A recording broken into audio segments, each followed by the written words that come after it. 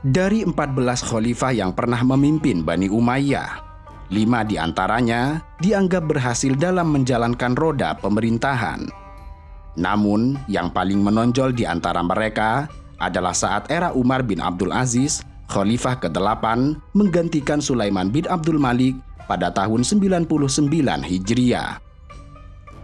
Memang harus dibaca secara objektif bahwa di balik sejarah kelamnya juga terdapat beberapa kemajuan yang terjadi di era dinasti Umayyah, termasuk pelebaran dan perbaikan 2 masjid di Mekah dan Madinah, utamanya pada masa Al-Walid bin Abdul Malik.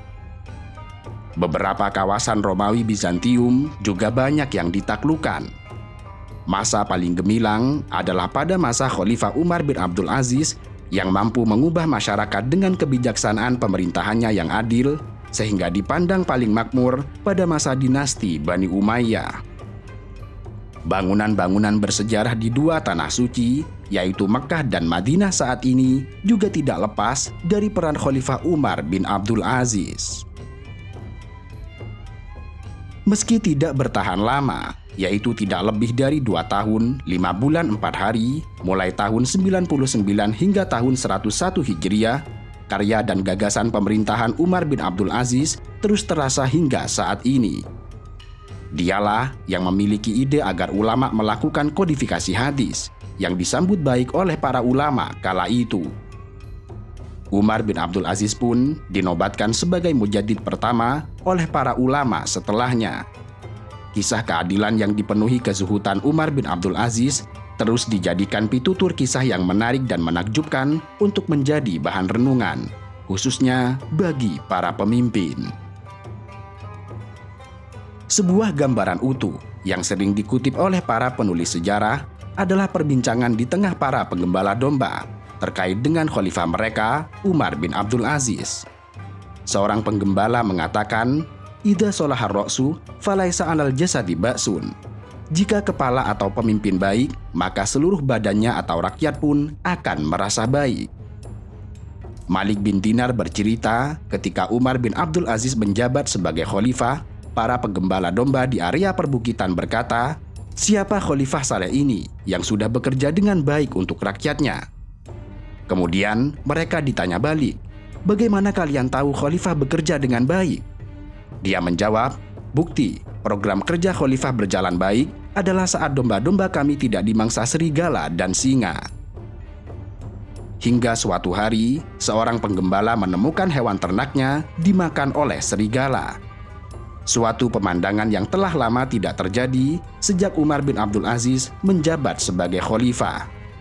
Saat itulah penggembala itu berkata bahwa Khalifah Umar bin Abdul Aziz telah meninggal. Inilah sebuah testimoni yang tidak perlu dikampanyekan dengan citra yang dipoles dengan menarik. Secara alami diperbincangkan bahwa situasi di masa itu betul-betul berada dalam kemakmuran, sehingga hewan buas pun malu untuk mengacaukan suasana. Kemajuan pada masa Umar bin Abdul Aziz bukan tanpa upaya yang berjalan secara alami. Sosok Umar bin Abdul Aziz membuktikan seperti apa seharusnya menjadi pemimpin yang bertanggung jawab pada kebutuhan rakyatnya. Beliau tidak pernah memikirkan diri sendiri dan keluarganya, melainkan sepenuhnya hanya untuk rakyat. Mengelola zakat dan baitul mal dengan penuh amanah dan tidak mementingkan diri, keluarga, serta kelompoknya. Kemakmuran masa Umar bin Abdul Aziz juga tidak lepas dari sikap adil dan waro' sang khalifah. Bisa saja dengan kekuasaannya ia memperkaya diri, memanfaatkan kondisi aji mumpung dengan harta zakat yang melimpah saat itu. Namun, sosok Umar bin Abdul Aziz betul-betul membuktikan bahwa zakat memberikan kontribusi yang besar dalam memenuhi anggaran negara dan sepenuhnya untuk kepentingan rakyat. Fatimah, istri Umar bercerita, sejak suaminya memegang jabatan sebagai khalifah, tidak pernah menjadi janabah dan mimpi basah. Suatu ketika, Umar bin Abdul Aziz menemui istrinya, bertanya apakah ada uang untuk membeli buah anggur. Sang istri menjawab tidak punya, dan balik bertanya, "Engkau adalah Amiril Mukminin, tetapi kamu tidak punya dirham dan tidak mampu untuk sekedar membeli buah anggur." Umar bin Abdul Aziz pun menjawab, "Tidak punya dirham lebih ringan bagi kita daripada belenggu esok hari 1 dirham jahanam." Seseorang pernah memberanikan diri bertanya kepada sang khalifah ketika beliau sedang sakit menjelang wafatnya, "Apa yang engkau tinggalkan untuk anak-anakmu, wahai Umar?" Umar bin Abdul Aziz menjawab, "Aku meninggalkan pada keluargaku ketakwaan kepada Allah. Jika mereka orang-orang soleh, maka Allah pasti akan menjamin mereka. Namun, jika mereka tidak melakukannya, maka aku pun tidak meninggalkan harta yang akan mereka gunakan untuk bermaksiat kepada Allah." Maslamah bin Abdul Malik suatu ketika menjenguk sang khalifah yang sedang sakit. Saat itu, terlihatlah gamis yang dipakai oleh sang raja, lusuh dan kotor. Ia pun bertanya pada istri Umar bin Abdul Aziz yang bernama Fatimah, apakah ia tidak punya gamis lain? Fatimah menjawab, "Demi Allah, ia tidak punya gamis lain selain itu." Dikisahkan pula bahwa Umar bin Abdul Aziz pernah mengutus seorang petugas pengumpul zakat bernama Yahya bin Sa'id untuk memungut zakat ke Afrika. Namun, ia tidak menemukan orang miskin penerima zakat. "Setelah memungutnya, saya bermaksud memberikannya kepada orang-orang miskin. Namun, saya tidak menjumpai seorang pun. Akhirnya, saya memutuskan untuk membeli budak lalu memerdekakannya." Kisah Yahya bin Sa'id. Kemakmuran umat ketika itu tidak hanya terjadi di Afrika, tetapi juga merata di seluruh penjuru wilayah kekuasaan Islam, seperti Irak dan juga Basrah. Dari Madinah sampai Irak, sulit menemukan mustahikus zakat. Para pegawai negara juga merasakan kemakmuran dengan gaji yang cukup. Abu Ubaid mengisahkan bahwa Khalifah Umar bin Abdul Aziz mengirimkan surat kepada Abdul Hamid bin Abdurrahman, gubernur Irak, agar membayar semua gaji dan hak rutin di provinsi itu. "Saya sudah membayarkan semua gaji dan hak mereka. Namun, di Baitul Mal masih banyak uang," tutur sang gubernur dalam surat balasannya.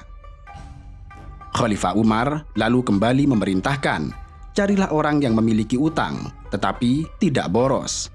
Berilah dia uang untuk melunasi hutangnya."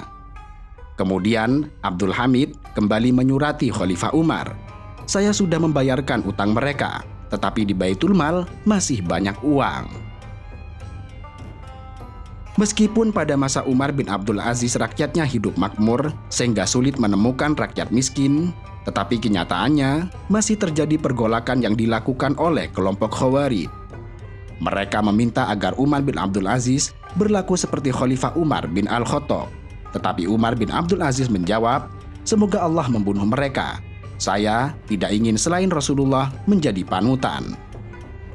Khalifah Umar bin Abdul Aziz wafat pada 6 Februari tahun 720 Masehi atau 24 Rajab tahun 101 Hijriah. Konon kematiannya akibat diracun setelah memimpin 2 tahun, 5 bulan, dan 4 hari. Meskipun beliau memimpin dalam waktu yang cukup singkat, tetapi beliau benar-benar menjadi inspirasi sejati yang memakmurkan bukan hanya tanah, tetapi juga hati rakyatnya.